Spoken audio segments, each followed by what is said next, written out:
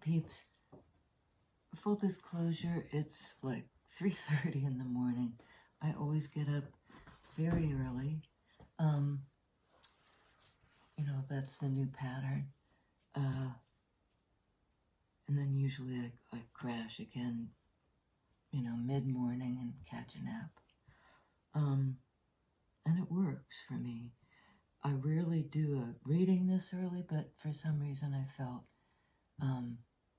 compelled. And there's something about that, maybe like wanting to be closer to the, before the concerns of the day kick in.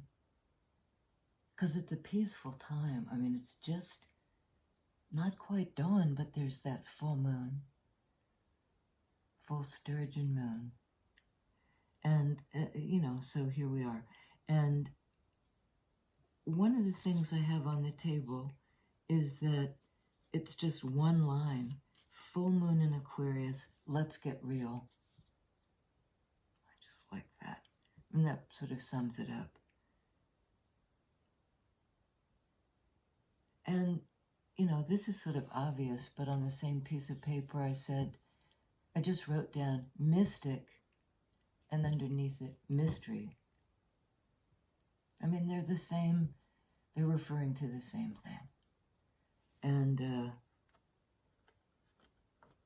so the mystic, it seems to me, is somebody who, looks into the mystery without wanting to manipulate it. Has a humility along with this gift. It's humbling to look into the mystery. It's humbling. And I mean, this is it's not insane, but it's a collection of things that occurred to me as possibilities to talk about. And if I get a big hit on one of them, I'll just stop. That's my intention. The first one is Crack in the Cosmic Egg. This is a book probably from, I would guess, the 70s. And in that time period, it was quite a radical idea. Now it's sort of, this is how you manifest. We manifest. For good or ill, individually, culturally.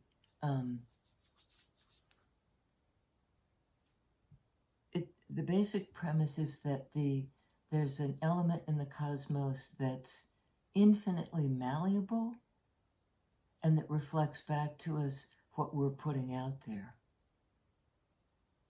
And either as a culture, like the example they use, as I remember, and I read this years ago, but, it's stuck in my head.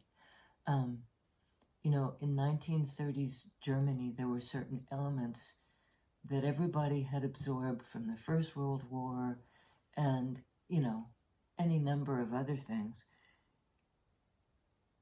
That's kind of accounted for a cultural vision, the whole of Germany, not the whole, but there were enough people putting into this kind of neutral, universal entity, wash, the projection of their insecurities, what they felt they needed, wrongs that had been dealt them, and that many people in that mode gave rise to this expression of their insecurities and their anger and all of that negative stuff, produced a Hitler. You know, that was the ground that was, you know, those elements were what took root and grew and then had their expression in the world.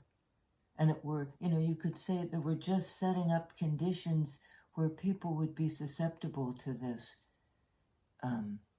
monstrous energy. But this was even more, it was their own cultural monster, you know, that sort of gelatinous, whatever, produced that, manifested that. And that's sort of a, you know, for me, a kind of,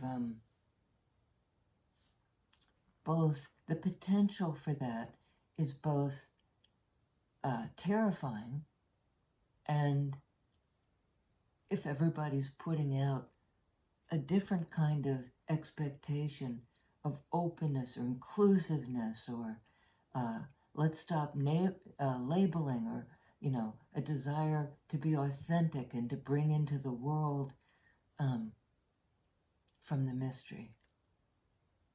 I'm quoting it, but you know what, yeah, that's it. So cracking the cosmic egg. And I think the other two that maybe dovetail a little bit, I wrote down lemon pucker. That thing when you see a person sucking a lemon and your mouth starts to water, or somebody yawns and you yawn. You know, it's that sort of empathic in our bodies when somebody's got the sour taste in their mouth, and then we do too.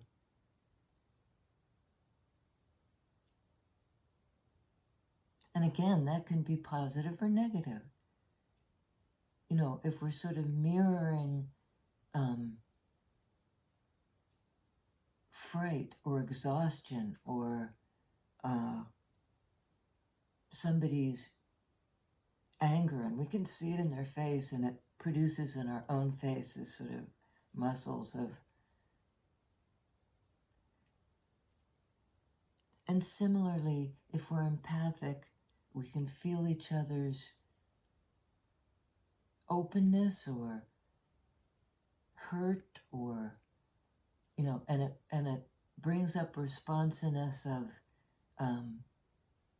I open to, or I feel their pain and I contract to. You know, it's like I see them both as sort of the same thing. You know, one's in our body and one's in our psyche. This ability to be influenced by and to influence what comes into, what was it, the first one? Let's get real. You know, to be very aware of how we affect our reality and how it affects us and how we affect each other's, individually and as a group. It seems to me the Aquarius moon is about, because it's group, it's the group. And its responsibility toward the group, of the group, for the group, you know. Yeah. And I almost got up and walked away, so I'm going to take that as a let's stop this. And the two cards I drew, and this was in a kind of pre-shuffle, and I'm not even sure I need to read their definition, although I might at the end. So I'll put my specs away for now. The two that came out were chop wood and poised. Chop wood is a very pentacle-like card in that it's, you know, while the rest of life is unfolding, we still have to chop wood, carry water. We have to maintain our daily, you know, give us this day our daily bread kind of thing. You know, through our work. So there's that very grounded thing of daily life. And the next card, Poised, is like Fool card to me. Chop wood, kind of pentacles. Do the work. You know, that is self-care. Is care of this material world, what we need to do. And Poised is another kind of need to do. You know, we're on the edge of something, we're ready to go. And it's that sort of second before, or moments before you take the leap. Like when you're on the diving board, even the high dive, and that moment of sort of anticipating the leap. And then there's a leap and woo, you go down and, you know, where you land. Poised. So let's see how those ideas play out. How we can influence, manifest, and sow seeds, and therefore sow seeds into the environment. And when the whole group is doing it and it's negative, the poo hits the fan. You know, the SH blank T hits the fan. It could offend the logarithm. We, heaven forbid, we would offend the logarithm. So, what are we manifesting? And when we say, let's get real, you know, the combination sort of chop wood and Poised. Because pentacles are about what's real, what's material. And Poised is more like the moment where we're ready to, having sustained ourselves over this period of time, doing the daily work, yoga of the householder. You know, it's a yoga, it's a meditation, but it's being in the moment. And then this Poised, suddenly the moment is opening up.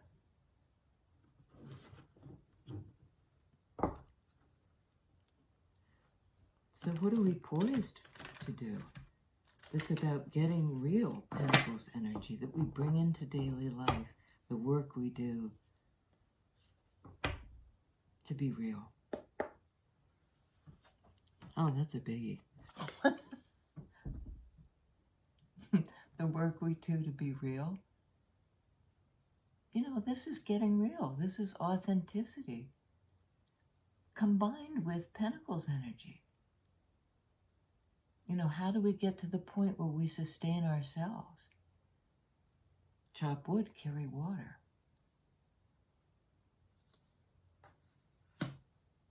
And I'm just looking because I had an interesting, Nine of Pentacles, authenticity, exactly so. So we seem to be in the groove here. This is a card of Virgo, of somebody who has enough. High Priestess. Card of Cancer, Pisces, some say Libra as well. It's this opening of the crown chakra, being able to channel mystic mystery, basically. And I think that this person, and I'm going to say you, nines speak to sort of you, are abundant in the material realm, partly because you're channeling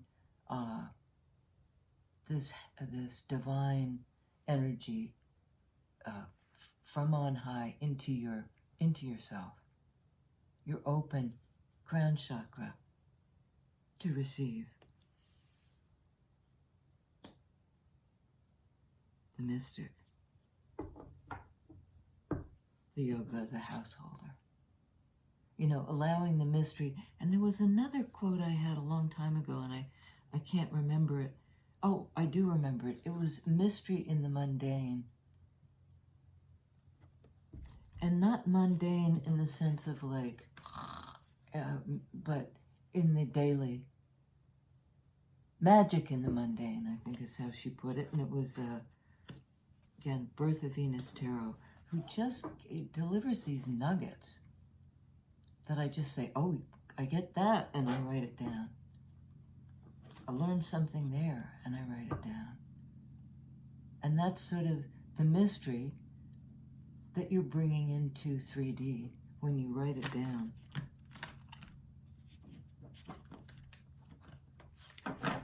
Mystery, mystery. So what is this character, High Priestess, channeling into her daily life? What's the poised energy? What's Page of Wands? You know, look at her. Kicking up her heels at this new beginning, this new direction, but she's kind of throwing it into the air. It's kind of a poised because she'll catch it, but there's this momentum, you know, she's really releasing and then taking the wand back.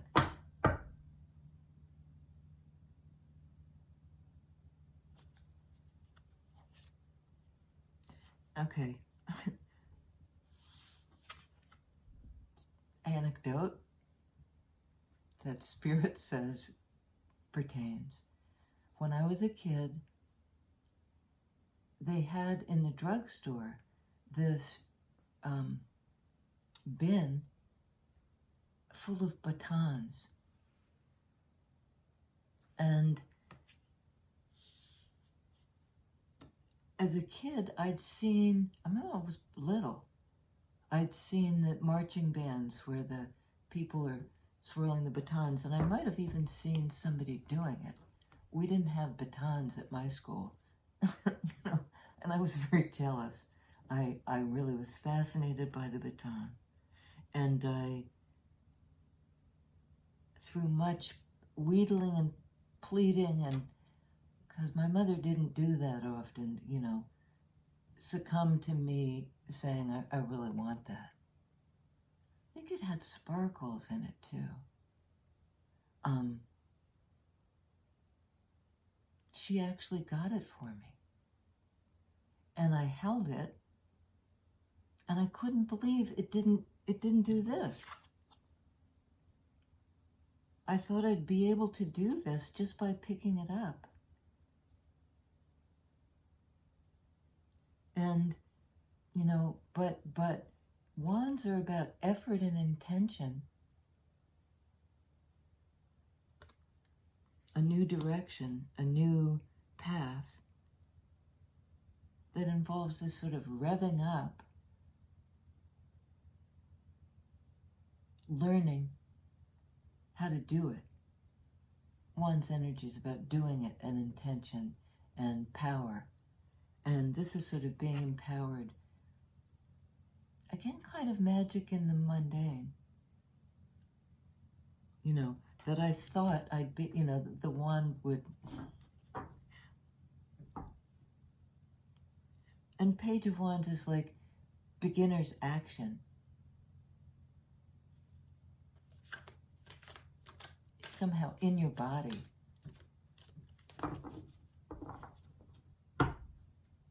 On the path. And it's joyful. I also get it like the wand is in the magic wand. We talked about magic in the mundane. That there's some way in which you can circle the baton through practice, through the mundane, through the daily work of slow progression. That's a little better. Building it step by step. Chop wood, carry water. And it's slow. You know, chop wood, carry water is not meant to be fast. It's meant to be mindful. And when you can do that, you bring into it the yoga of the householder. I'm sorry I keep saying that, but it's an expression, again, that I wrote down and kind of ate it up. And it comes under 9 of Pentacles. This is like how it comes into the world step by step. How you get to this place of abundance because you've done the work. It's landed you in your own authenticity that sustains you. Tell us about High Priestess, please. World. You know, there we go. Whatever is being channeled is an opening. To open that crown chakra and receive the message is to step through the portal into a new place. And I'm going to say it's into the mystery. It's a big change. It's wrapping up a cycle like that wand thing. Woo, woo, and, you know, creating the aperture for the new path.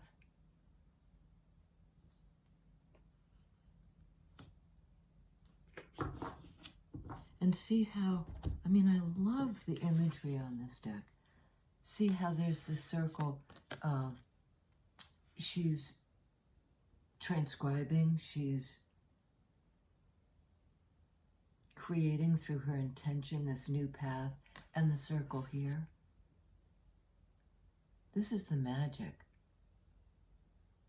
in the mundane that opens the big portal.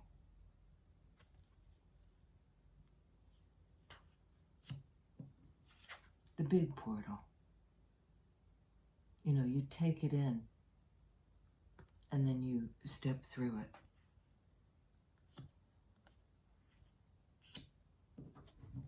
And that's what the mystic does. Creates a portal. What's stepping through the portal, please? Magician. That ability to manifest. You know, ourselves, our culture. It's a card of Gemini, Virgo. How to bring that visionary thing from above to below. The traditional Rider-Waite, the guy is one hand up, one hand down.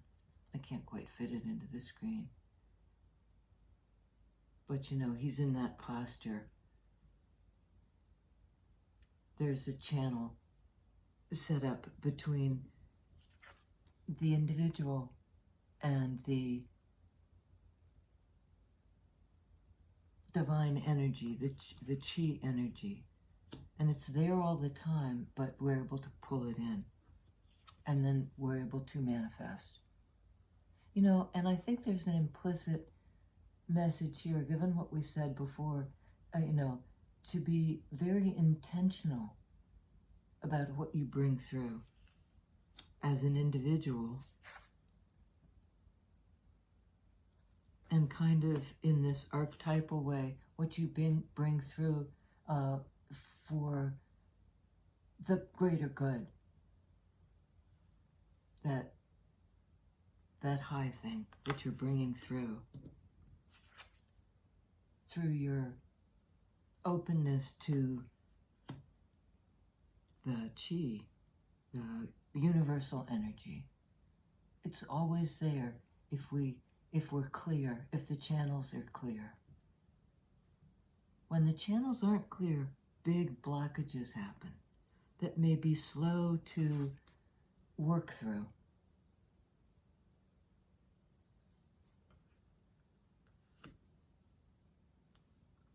Slow to work through. Bottom of the deck, we're going to clarify. Okay, Death card. Bringing through the new thing by closing out the old thing. It becomes a portal you can step through. A whole new path, a whole new direction.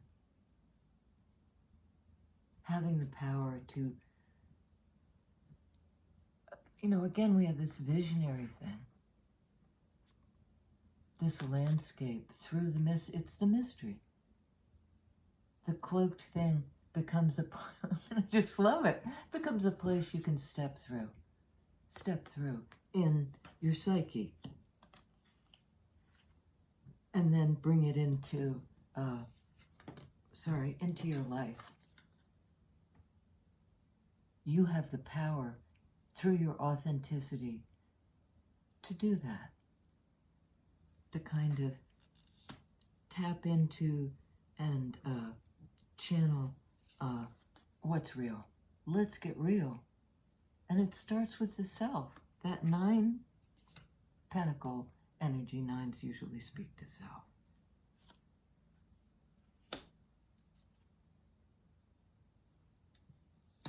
Get real.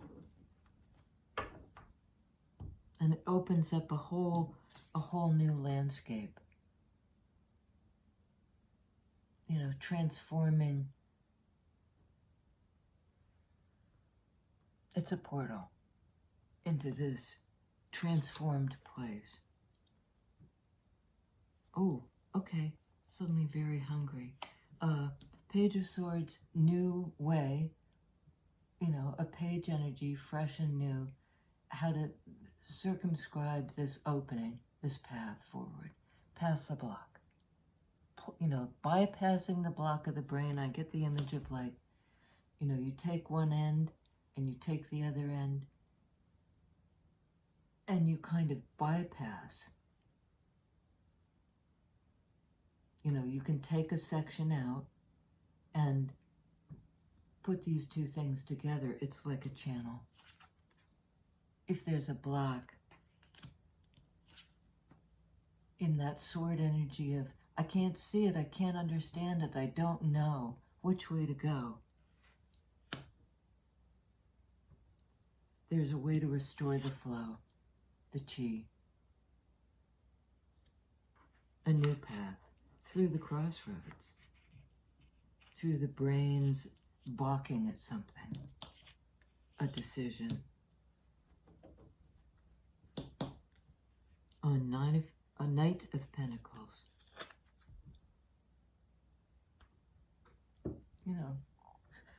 It's like the victory dance. 2 of Cups.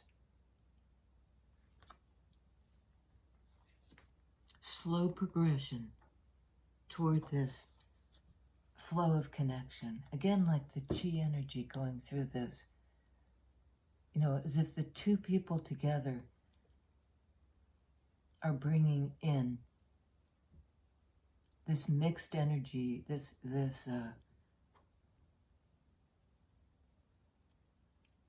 it's a flow that connects them. Sorry, it takes me a while to get there. To connects them, but slowly, step by step, in terms of what they're trying to make real. Because I think it's both parties. And slowly moving into this shared heart space. World on world. This is a card of victory in that wand's energy. It's basically like, yay! And it's for the crowd. She's in the spotlight. but there's a whole host of, a heavenly host perhaps, that's proud of this individual and applauding them. The like audience.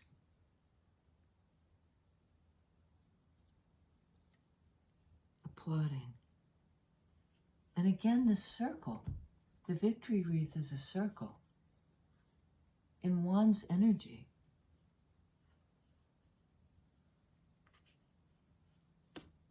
Successfully creating this entry point, exit point, entry point.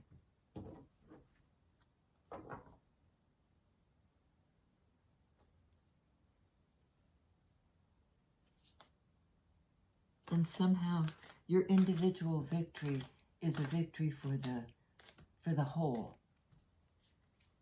You're creating this portal with your magic wand. That wand in Page of Wands and the Magician's wand. Hangman. This is a point of stillness where the revelation can come. It's also kind of a meditative card. Putting yourself into this posture where the pendulum is stopped and the enlightenment enters. The enlightenment enters.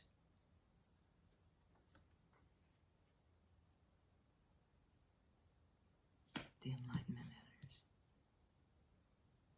So perhaps after this period of intentionality comes the kind of surrender to the light.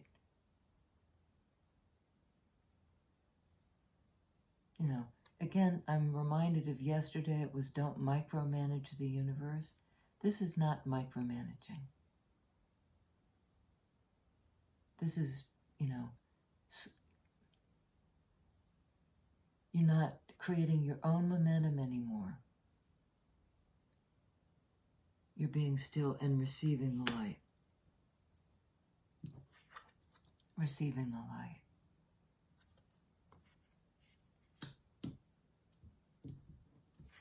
You're poised to do this. You're in Page of Wands energy, that new path.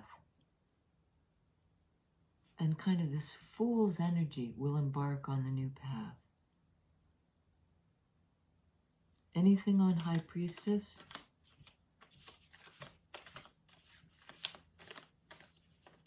Yes. Whoa.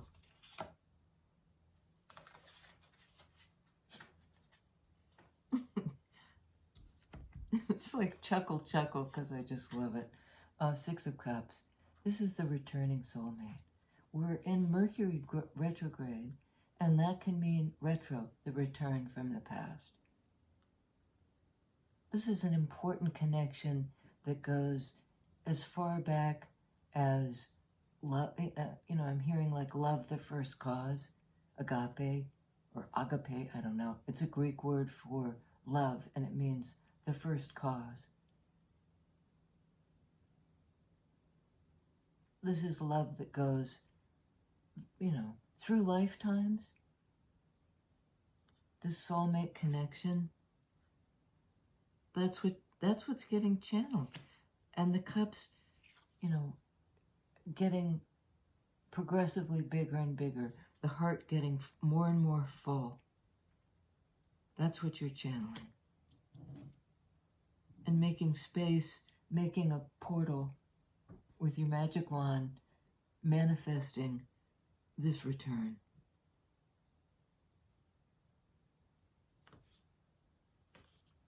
Hierophant. This joyful, it can be a card of marriage, of a higher calling, being a disciple,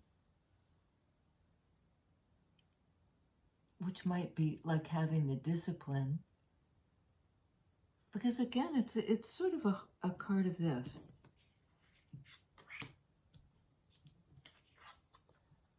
Learning how to channel.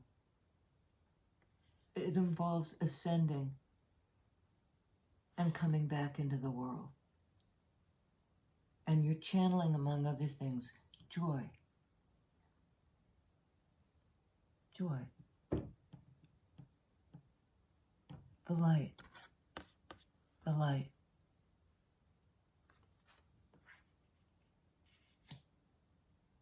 The mystery. There's a lesson in this, but it's not like you have to grind away at it. You know, you ascend, descend. That's what you've looked into the mystery, let's put it that way. And you're coming back to teach about it. You know, for the group, it seems to me.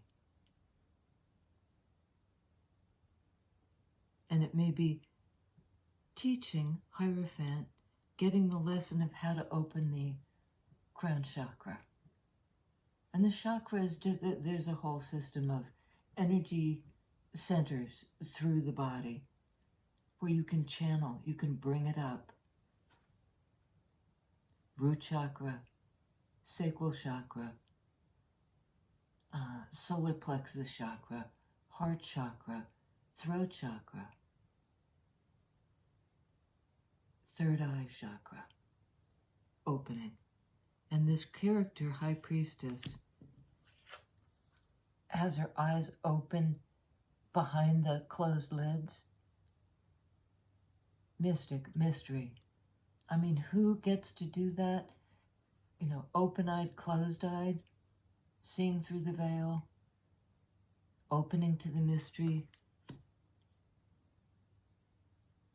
Major Arcana are, and again on this card of poised, while you chop wood, carry water, go on with your own Nine of Pentacles life, somebody, and I think both of you are poised for this reunion. Sometime in Mercury retrograde, it lasts 3 weeks. Mercury is a close-in planet. It has to do with communication.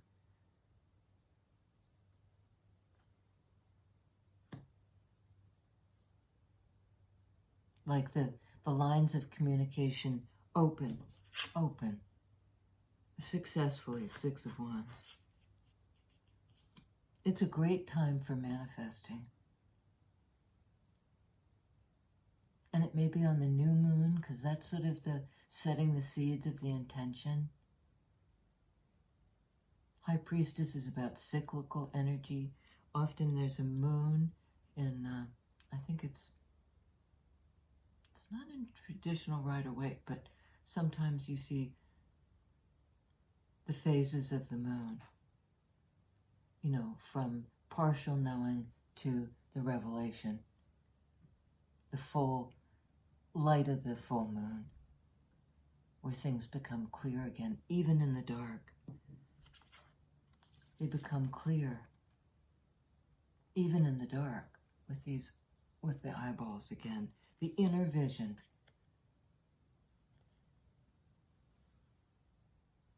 The return.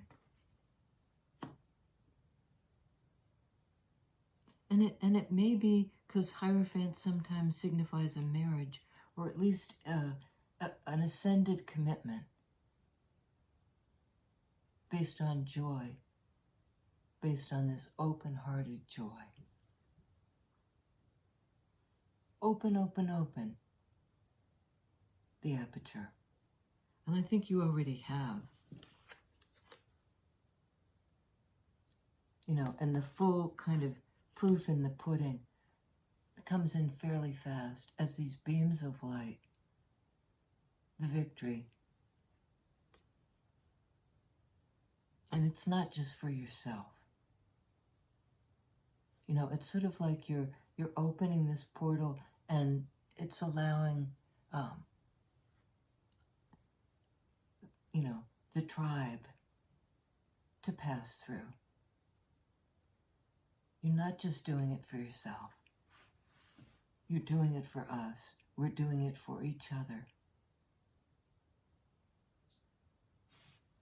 A victory indeed. Remember the victory dance? Enjoy. It's not a schlag. It's a... And now the sun is just coming up. Just coming up that away. In the east, you know, where we're headed. The whole universe, headed east. I love you guys. Till next time.